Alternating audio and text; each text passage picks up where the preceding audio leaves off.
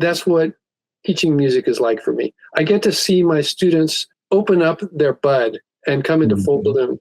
And sometimes people have been struggling for years trying to get that bud to open.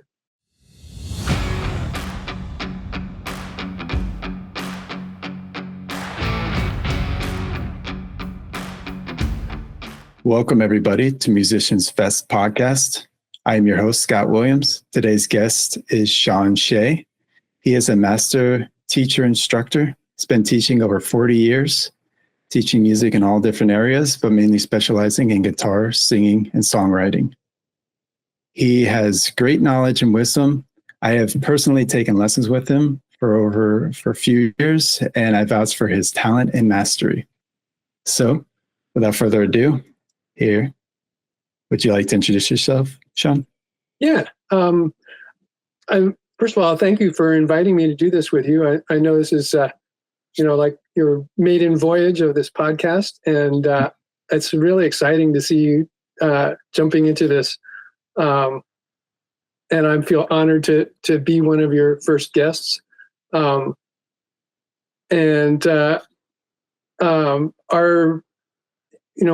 gotten to know each other pretty well through working on songs, your songs and singing and and just looking at your ideas for where we might go with this conversation. I'm really excited to get into this because it goes right into stuff that I've been thinking about and writing about and sharing a lot in my own teaching with other people. So I'm really happy to be here and share whatever is of value to you and your listeners. All right. Well, thank you. So our first question is, what tips and tricks in general would you give yourself if you go back to the beginning of your music teaching career? And what would you I guess, what would you say? I think the essence of it would be true to yourself. I think it was Socrates said, know thyself, man, know thyself. And Shakespeare picked up on it, to thine own self be true. Mm-hmm. And it follows as the day, the night, that thou canst not be false to any man. And so if we are really staying true to our vision, our voice, our expression of our core, of our heart, of our true self, then we'll be able to touch other people's hearts. And that's what teaching is about. And that's essentially what music is about. At least the kind of music the way that I like to approach it. Yeah. So you're starting, I guess we can just start with what got you to start teaching music. I mean, I know you could have done a bunch of other things. What pushed you into that area? Ultimately, it was like I couldn't just do other things. I did a bunch of other things along the way, but something kept pulling me back to this. You've heard the concept of a vocation, mm-hmm. Not just a job, and not just a career, but a vocation, something that's calling you. Mm-hmm. That's what vocation is. It's like I could try doing 1,000 other things, and I've done 1,000 other things, but something always pulled me back to teaching music. It's like, this is my destiny. I have to do this. This is like kind of like why I came in this world. I just, it's like just nothing else everything else I would do would bring me back here. And what was the trigger to, because I mean, you must have been learning music before becoming a music teacher. Like, when did you feel comfortable to kind of make that transition? Yeah, feeling comfortable, I'll let you know when that happens. That's good. There's always, it's like, well, one thing that I've realized about teaching is that you always have to be a learner to be effective. And that means you're always on your growing edge. And that means you're always just like on the edge of your comfort zone. If you're too comfortable, you're asleep, you're dead. and progress has stopped, and the juice has stopped flowing. The juice of your own music, the juice of your teaching, you're being able to resonate with your listeners.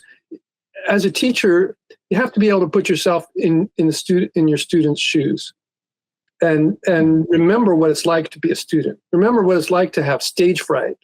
Remember what it's like to feel like cringing if I make a mistake. And is my teacher going to be judging me for botching this?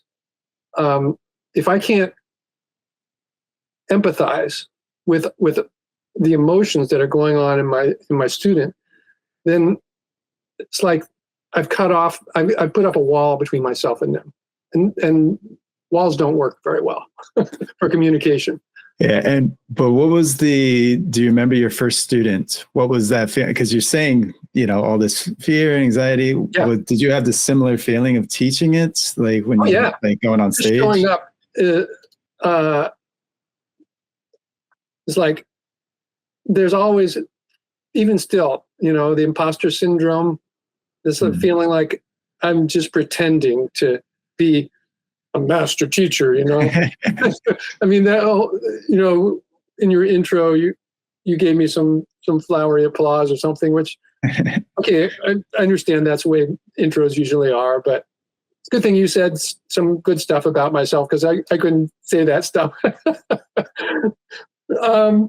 Not that I, am really down on myself, but anyway, but the feeling of uncertainty, Mm-hmm. you don't have to feel like you got it totally polished and nailed before you start. Mm-hmm. That's one thing I've learned. If you wait until it's perfect, you'll never launch. Mm-hmm. 70%, 80%, okay, at least, got it a little bit together. I know a little bit about what I'm talking about. Maybe at least a few steps ahead of my students. But more importantly, my experience of, in some ways, I'm a better teacher than an expert musician. I don't consider myself to be a maestro of any aspect of music. I'm still, rough-hewn. But I feel like I've really gotten a good sense of how to guide people to find their own voice. And that's what I think music teaching is about. It's not about filling up my student with knowledge. It's about encouraging them to find their own voice, their own creativity. All right, so let's go back. You're the student. I mean, you must have been a student one time. How did you choose your teachers, and how did that path, what encouraged you to go them or away from a teacher? How was that? Okay, well, I've had some teachers that I felt really inspired by and still do. And some teachers who there was that wall between us. And one of my early music teachers, let me go back even further. Mm-hmm.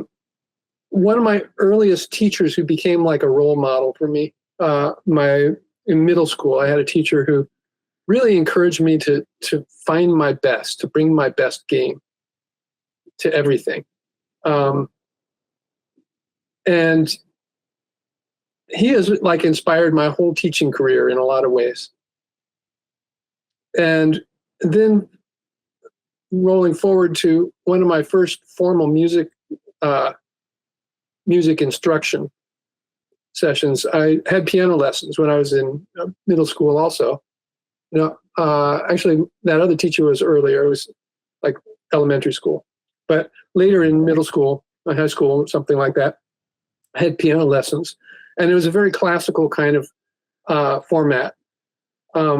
Very heavy emphasis on notation, reading reading and playing just as written, and I just was like losing my enthusiasm for music. I loved music. I grew up, surrounded by music, and some of the music that really resonated with me. I mean, I loved classical music that my dad played around the house. Went to some concerts, probably. But there were three main genres or traditions that I could see really had a profound impact on me. One was American folk music. I grew up listening to bluegrass musicians on the back porches of North Carolina. And it went deep into me, and I had just absorbed the folk ethic, the essence of that music somehow, being steeped in it. And another one, a very good family friend played Indian classical music, Ravi Shankar records. I can still remember this Ravi Shankar record that I probably listened to 100 times at her house. And some other great Indian classical. And also African traditional music. She had a folkways record of recordings from Africa, and also some more contemporary music that came out of that, reggae and ska. My earliest experiences of like Bob Marley were listening in her kitchen. Mm-hmm. And when I dropped out of the piano lessons, that more formal, very intellectually centered kind of approach to music, fortunately, I didn't lose my enthusiasm for music altogether, or learning music, or the process of music education. But I discovered that all three of those traditional folk music, not just American folk music, but folk music from all over the world, including traditional African music, and also Indian classical music, which is very classical in a lot of ways, similar to Western classical music in some ways, but has a lot more in common with jazz in some other ways, because improvisation is very, very alive in Indian classical music. And all of these traditions are conveyed primarily through the oral tradition. Mm-hmm. And so it's a very visceral, experiential process, as opposed to the very intellectual approach that's become kind of the status quo in Western music training, which is very classical. And so it sounds like you have this very global perspective with more global. You're getting Africa and India. And how does this influence your teaching of music? How do you kind of relate to somebody, for example, that is in that intellectual sphere? I think that, sometimes it can be a challenge because I have talked to people who like, I've done collaborations, public performances where another performer is playing an accompaniment part for one of my songs. And if it's not written, they don't know where to start. Mm-hmm. Because that's their training. That's the paradigm that they're so accustomed to. They're very skilled musicians. I have a high regard for them, but they've become so accustomed to that intermediate form of music, of the symbolic notation, that playing by ear was not is not a strong suit for them. In fact, it almost like they couldn't even go there. So how would you go about teaching them? Did you create exercises? Would you maybe try to get them to play more by ear? Like, how would you handle that? Mostly the people who are, if I've had students who really wanted written notation, that was the way they wanted to learn. So kind of. And mostly it's like, that's not my wheelhouse. Mm-hmm. I've gone there, and sometimes, I found a groove, a way of communicating that really works fine. But some students, depends on how much the intellectual approach is what's appealing to them, because that's not the best that I have to offer. The best I have to offer is a more heart-centered kind of approach. And if sometimes people who are, that's because that's what they grew up with, that's what they're accustomed to, but sometimes they're really hungry for another side. I thought I was going to be a computer science engineer, and you can relate to this. Yeah. And I was so steeped in this very intellectual kind of study. And at some point, I reached a critical threshold where I felt like my heart just was not getting the attention it needed, and I needed to develop a whole nother part of myself. And that's when I was actually studying. I had a fellowship, full expense, complete tuition paid at an Ivy League college to develop the software in the early days of digital music synthesizers. That would be like an editing software that now is like, if you use any kind of DAW in recording and producing music, it's like that stuff is all there. But this was the initial stages when nobody had developed any of this. And I was going to write that code. But it was during that period where I was like, my heart was crying. I needed to get back to my roots. And so I canceled that whole plan.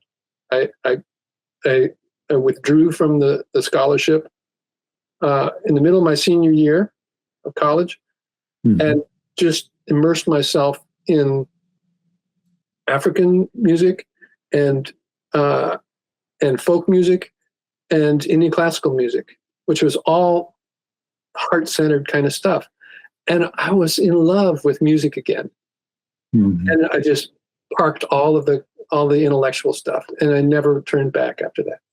Okay, so yeah, what you were mentioning was you have students, but not every student kind of resonates, and some go in areas where you don't want to go. So how do you handle like rejecting a student that you feel like doesn't align with you? I don't think of it as rejecting. I think of it as finding if it's a good fit. And I'm not the best fit as a teacher for every student.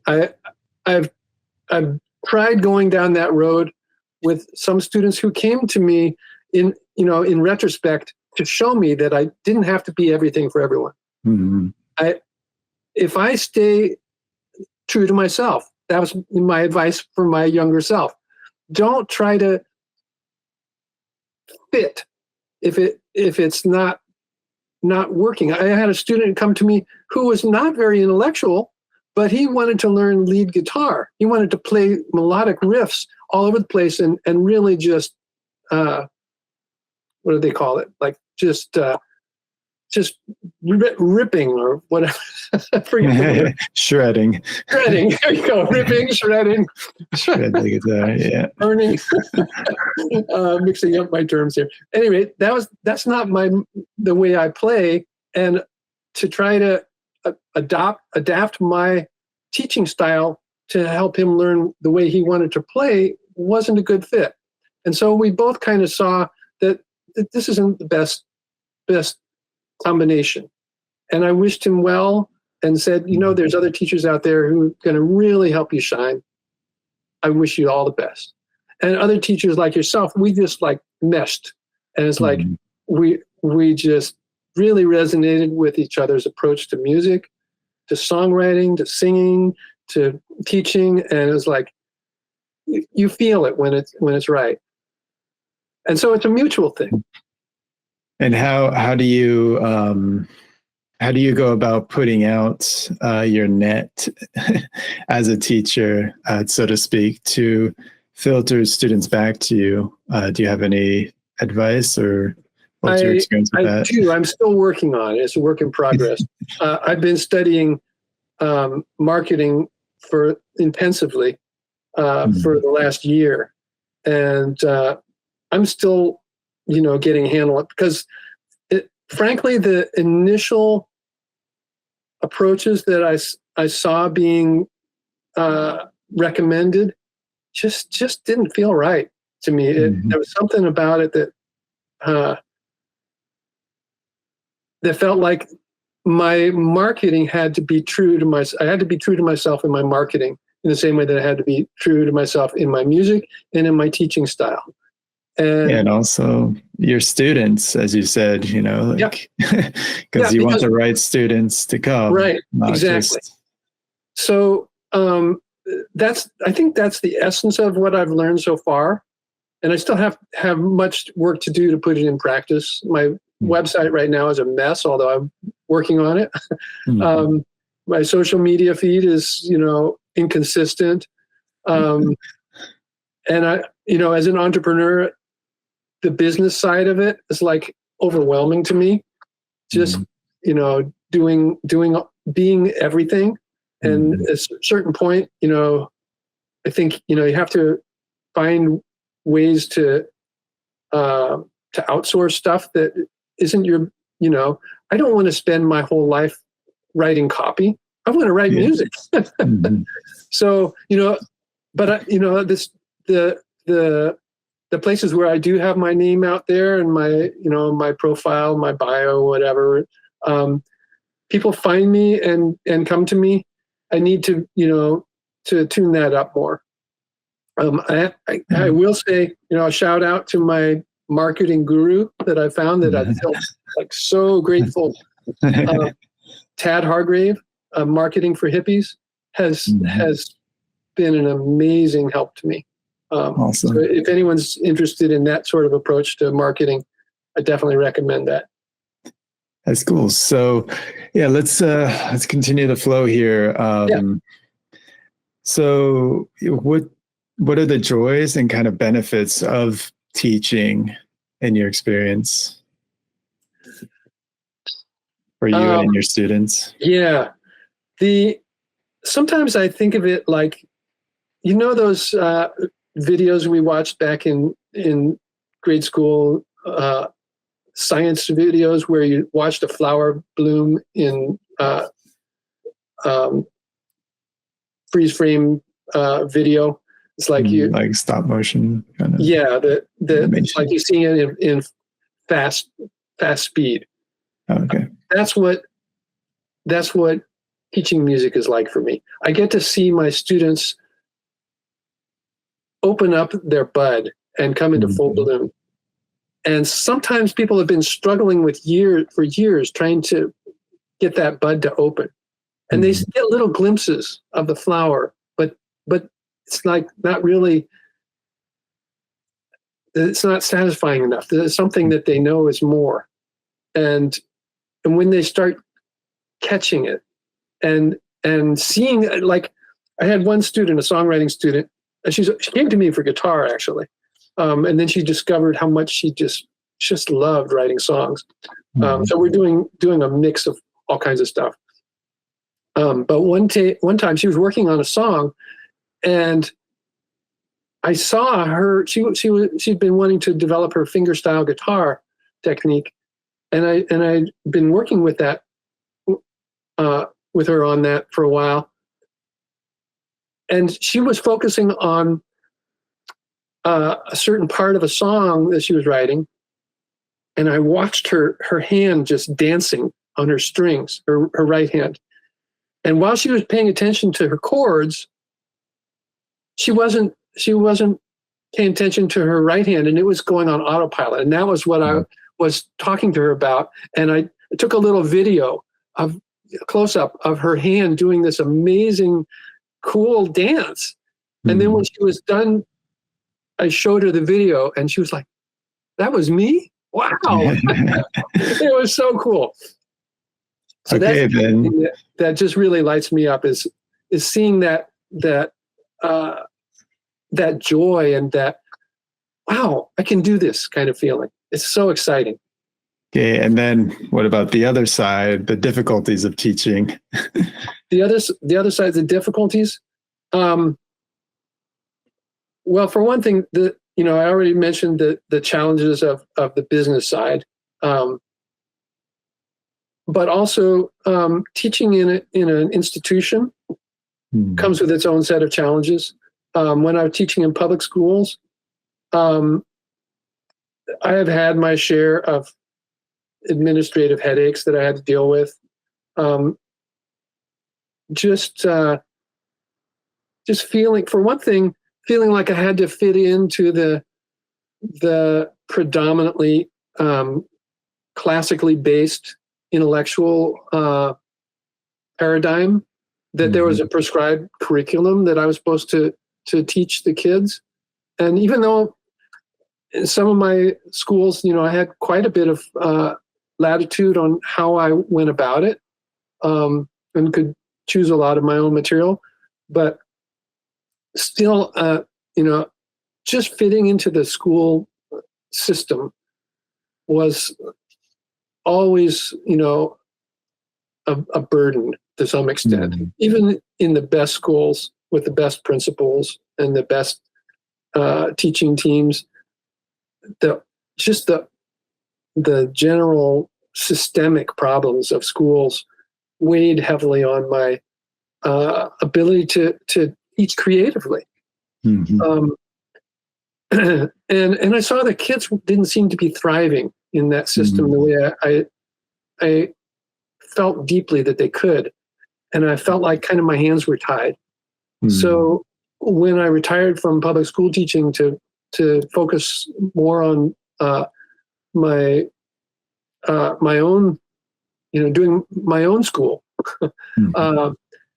it's like I was coming back to my wheelhouse. And even though the challenges of building a business have also presented, burden, it's well worth it. The rewards of working with people one-on-one and doing my own workshops where I can, really teach the way that I've been yearning to do it for years. It's like very fulfilling. All right. So you mentioned that you're teaching kids. So this leads into the next question. What's the difference between the age groups? For example, you got a kid, somebody who's older. How do you handle that kind of teaching, or is it same? Yeah. It's a good question. When kids are really young, their manual dexterity, if they're trying to learn an instrument, and just the size of the instrument.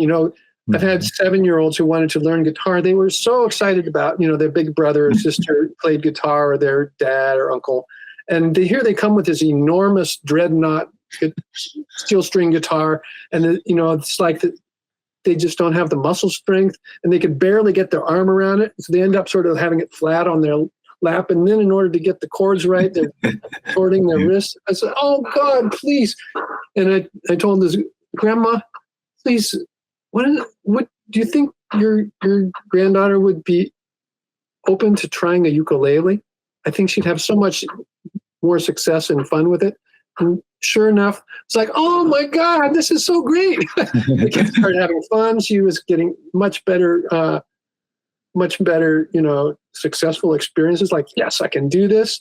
And she wasn't developing bad habits of holding the guitar wrong. And then all the skills can, apply later to, okay. So anyway, just sometimes the physical process of training on an instrument can be a challenge for really young kids. But also like attention span, kindergartners typically have a shorter attention span than most adults. Although, if we've been raised on video games and stuff, it's like 3 seconds and I'm ready for the next channel. All of us deal with that, attention deficit these days. But on the other hand, I've had, 7-year-olds who just were like, an hour goes by and they would just want to sit there and do music all day. And, it's like every student is different. Some people come to me and they just say, hey, it's always been a challenge for me to sit still for long periods of time. And, we work with each other. Other people are very intellectual, and we find ways of working with that. It's not like I don't communicate well with geeks. I still got the computer brain. And how okay. about the older? Have you ever Yeah. So actually, there's a flip side of that. Sometimes I've worked with people in their 70s who, are dealing with arthritis in their hands, or had one student who was a retired helicopter pilot, and he'd been in 3 helicopter crashes and had traumatic brain injury, and he was having to relearn a lot of things.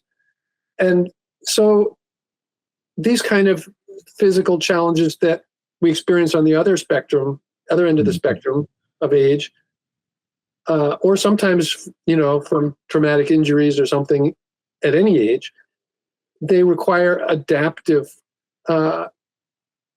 approaches. And in a classroom setting, that can be very challenging. But one-on-one, if I'm listening to my students, they will show me what they need to learn. And sometimes it means finding a different way to play that chord, or finding a different instrument, maybe.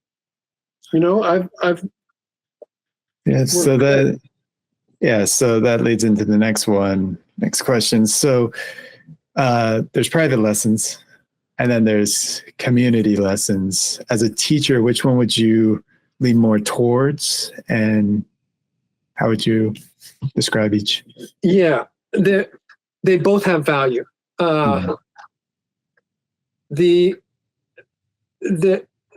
There's no doubt that having one-on-one attention of a mentor has just exceptional value possibilities. A teacher who's really tuned into you as a student, if they are indeed, customizing it and tailoring the instruction, not even just instruction. It's the most successful relationships I've had with students, it's more of a coaching sort of experience than instruction. That whatever the student is working on or interested in or passionate about, that is where the juice is. That's where the attention is. That's where the student is going to get the best benefit for their effort. And so I always try to draw that out of the and to build the curriculum around that. So anyway, the potential for really fine tuning it to the interests and learning needs of a student in one-on-one is like way high, and I really enjoy that so much. But there's also the cross-pollination that is possible in a group that just like multiplies the possibilities of ways to connect new ideas, and it's really exciting to do that too. And how do you handle a group? Because I'm sure you've had some, maybe a troublemaker in there, and you're like trying to pull them back. Yeah, well, especially found that true in public school teaching, and especially in like general music, where it wasn't like an elective where they chose to be there. It was everyone was required to be there, and some of them just thought it was the stupidest thing. They didn't want to be there at all, and so they made their agenda disrupting the class. That, however, I was able to connect with some of them, and by paying attention to what that student really needs, I could tell you more stories, but it would be a longer podcast. But the core thing that I found works really well, like in my own workshops, that where first of all people are coming to me because they want to learn this subject. That makes a huge, that's the biggest filtering, kind of finding a good fit to begin with. But also how I design the workshop or the course so that it includes some instruction where I'm like sharing my expertise maybe, and some individual like reflective stuff where people have a chance to process and really see what's inside them. Maybe one, solo writing exercises or homework practice or something like that. And also then small group stuff, maybe one-on-one with one person, pairing students up with each other, where you still get that one-on-one experience, but then you get to switch and be with another partner and see a whole different perspective. And then everyone can have the experience of listening, being listened to, and listening, developing their own listening skills. So there's a lot of skill building that happens in those kind of things. And then small group activities, and then large group discussions where, you get to see a whole bunch of different viewpoints. A combination of those things. And above all, experiential learning is like where it's all at, especially in music. So where do you feel the future of music teaching is going to go in the next, let's say, 50 to 100 years? 50 to 100? So we're talking that is like way picture. over the top. Because if I look back at the last 50 years, the next 5 years is going to have more change than the last 50. The next one, we've lived through the pandemic now. We've seen what's happened there. Just like everything got turned on its head. And the online education is like it's been an explosion of, that's how we met, right? Yeah. And 4 years ago, I was like, that's ridiculous to teach music over Zoom. I have absolutely no interest in doing that. And yet my hand was forced. It's like, okay, I either close down or I adapt. And so I adapted, and voila, I found beautiful people like you and just developed ways to so that the internet was not a big imposition, and the distance kind of just becomes invisible. Like we're having this conversation right now and you're 3,000 miles away, but I feel like we're in the same room. Yeah, exactly. When you develop that rapport with someone, then the technology can support that instead of hindering it. So I think that's going to be a big thing, developments in technology. The one thing that it's like I've been really watching this whole space develop. AI is like the biggest disruptive technology since fire, since the internet, certainly. And it's going to be a rough ride in a lot of ways. There's going to be things that already I use AI in some of my work. I've found ways that it actually can be helpful. And I've also seen some of the limitations of it. And especially in creative fronts, I see some possibilities, and I also see some caution messages coming up from my own experiments with it, like trying to use it for writing lyrics. I've seen some abominable results. Yeah, but I've also seen some tantalizing, like it's almost close. That it's like, and that's intriguing.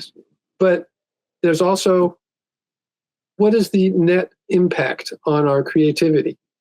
Can we use this kind of stuff to enhance our creativity and not just become dependent on it or lose some of the, ultimately, where I'm coming from, music is a subject of the heart. It's an expression of our soul, and AI doesn't have a soul. So yeah, when I use it, it keeps giving me the same generic text. It was cool the first time I saw it. I was like, that's interesting. And then the third time you're like, Yeah. Okay, I see. Well, just the way it's built, it essentially is regurgitating. It's just kind of mixing things up and giving the best approximation of what a billion people might say, if you combine them. And so it's all derivative. Mm-hmm. And yet it's presenting that derivative creativity. If that's a thing.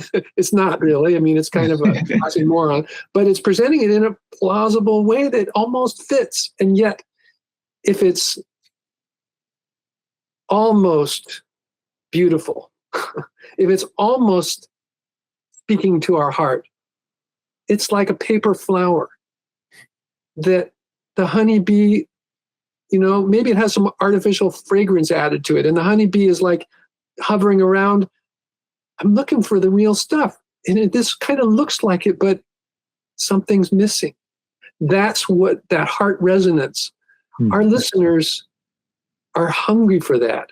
And they're going to find all of this plastic flower, all these plastic flowers in the marketplace. And they're going to be like lost in the maze looking for the real juice. When they find us, they'll resonate and they'll say, oh, thank God you're here. Mm-hmm. But it's going to be harder. There's going to be already, you just look at the proliferation of AI created marketing content, let's say, or whatever, you name it. It's going to flood the market so much that it's just going to be like finding that needle in a haystack is going to be so much harder for people who are really looking for the juice. But when they find you, they will be so appreciative that there are still some real human beings with a heart and a soul producing music that resonates with my soul. All right, so that leads us to the final question. If you could change one thing in the music industry, what would you change?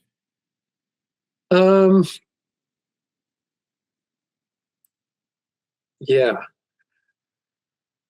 Well, the one thing that has been changing, in the last 25, 30 years, it's again, the evolution and revolution and devolution of the music industry has been accelerating.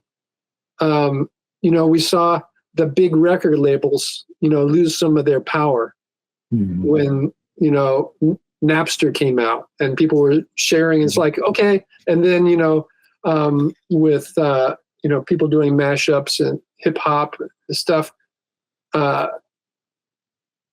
snatching little bits and pieces and putting them together in new ways. It's a creative process still. Yeah. But the whole idea of copyright has become a kind of what is that exactly? So that's changing too. And the AI is right in there in the middle of that turbulent mess. But the streaming stuff, songwriters, that used to be a profession. Now it's a hobby. Mm-hmm. And it's not just a hobby. It's a vocation. Vocation. So okay, I'm not going to quit writing songs because I can't make a living at it. Yeah. I'm not going to stop teaching because I can't make a living at it. I'm not going to stop playing music because I can't make a living at it. I'm not going to stop anything that is the reason I came to this planet at this time. But it would sure be nice to be rewarded for your effort. And songwriters have gotten run over by the streaming music industry. And sooner or later, something's got to shift. Just because of the law of karma, if nothing else. But the market will somehow adjust to it eventually. And the greed that has been, the big corporations skimming all the financial benefits, and the people who are actually producing the music are getting, pardon my French, the shit end of the stick. Yep. It's like that I would think needs to change at some point. And I don't know how it's going to change, but, the people have the power ultimately. Mm-hmm. Yep. And to lead us out of that, you're watching the Musicians Fest podcast, which is Musician Fest is a centralized music hub to help promote exactly what we're discussing here. A centralized place where musicians can get paid, collaborate, have fun, and not necessarily be full time in it, but still allow that soul connection to come out in a natural way. And we help support people in that. Well, I have to say thank you, Sean, for coming on the podcast. You can reach him if you're curious of having a real soul teacher at where can they go? Undergroundrivermusic.com. Undergroundrivermusic.com. I wish you the greatest luck, the greatest happiness. And I wish you also so much success. I think this is a great undertaking that you're working on, and I know that because you're approaching it from a soulful kind of perspective, you're going to find beautiful fruition in this. I wish you all the best.